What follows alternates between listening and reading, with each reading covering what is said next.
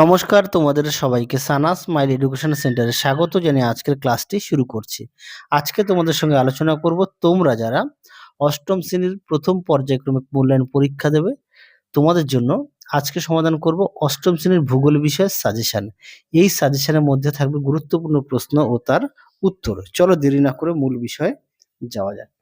দেখো প্রথমে আমরা দেখো দেওয়া আছে প্রশ্নমান 2 এর একে আছে শ্রীলঙ্কাকে কেন দারুচিনি দ্বীপ বলা হয়, যার উত্তরটি থাকবে পাঠ্য বইতে ৭৭ নম্বর পেজে। 2 আছে ক্যারেজ প্রথা কি, পাঠ্য বইতে পৃষ্ঠা নম্বর ৭৭।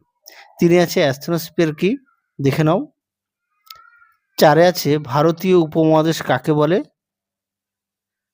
5 আছে আ আ ও পা হো হো কি, পাঠ্য বইতে 13 নম্বর পেজে। তোমরা একটু দেখে নিও। আর তোমরা অবশ্যই প্রতিটা বিষয়ে পাঠ্য বই খুঁটিয়ে পড়বে আর পাঠ্য বই থেকে উত্তরগুলো একটু দেখে নিও। সমস্ত প্রশ্ন উত্তরগুলো বেশিরভাগই পাঠ্য বই থেকে দেওয়া আছে। পরবর্তী দেখো 6 আছে ভূমিকম্পের কেন্দ্র ও উপকেন্দ্র বলতে কি বোঝো, পাঠ্য বইতে 14 নম্বর পেজে। 7 আছে ম্যাগমা ও লাভা কি, পাঠ্য বইতে পেজ নম্বর 2।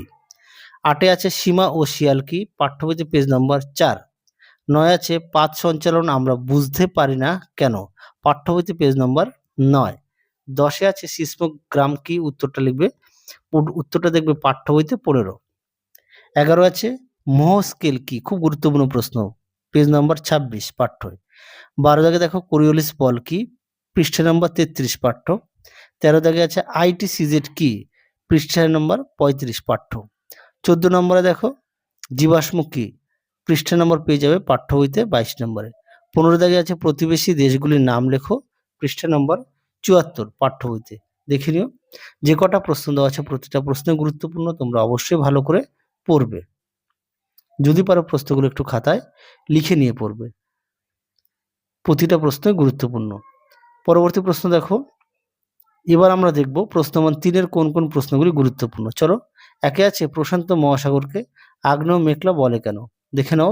এই প্রশ্নের উত্তরটি রায় ও মার্টিন সহায়িকায় পেয়ে যাবে 52 পেজের 2 দাগে, রায় ও মার্টিন সহায়িকা থেকে। 2 আছে অপসারী পাতসীমানাকে গঠনকারী পাতসীমানা বলা হয় কেন, পাঠ্য বইতে 8 পেজে। 3 আছে ভূমিকম্পের প্রাকৃতিক ও মনুষ্য সৃষ্ট কারণ লেখো, পাঠ্য বইতে 17। 4 আছে জাপান কেন ভূমিকম্প প্রবণ, এটা হচ্ছে 60 পেজে 3 নম্বরের 3 দাগের উত্তর পেয়ে যাবে। 5 আছে অপসারী ও অভিসারী পাতসীমানা পার্থক্য, পেয়ে যাবে 34 পেজের 1 দাগ। 6 আছে গ্রানাইট ও ব্যাসল্ট শিলার পার্থক্য, পেয়ে যাবে 21 পেজের পাঠ্য বইতে।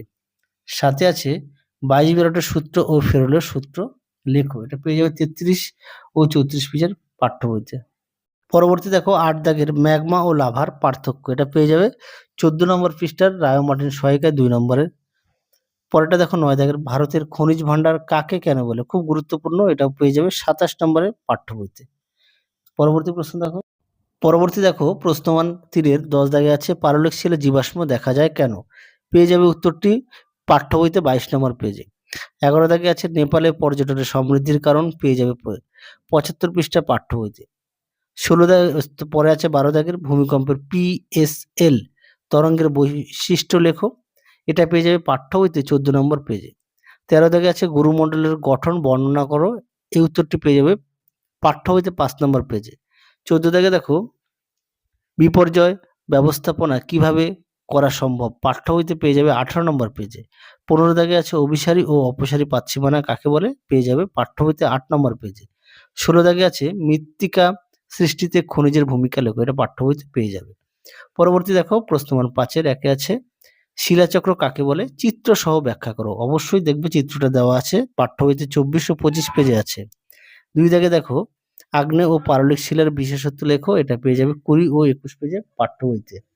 পরবর্তী প্রশ্ন দেখো 3 দাগের মায়ানমারের খনিজ ও বনজ সম্পদের সম্পর্কে লেখো, পেয়ে যাবে 76 পেজে পাঠ্য বইতে।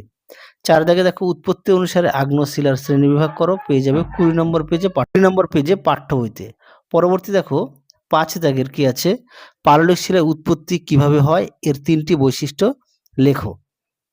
দেখো প্রশ্ন উত্তরটি পেয়ে যাবে 21 পৃষ্ঠার পাঠ্য বইতে। পরবর্তী আছে 6 দাগের চিত্রসহ পৃথিবীর অভ্যন্তরের ভাগের গঠন বর্ণনা করো, এটা পেয়ে যাবে 5 পৃষ্ঠার পাঠ্য বইতে।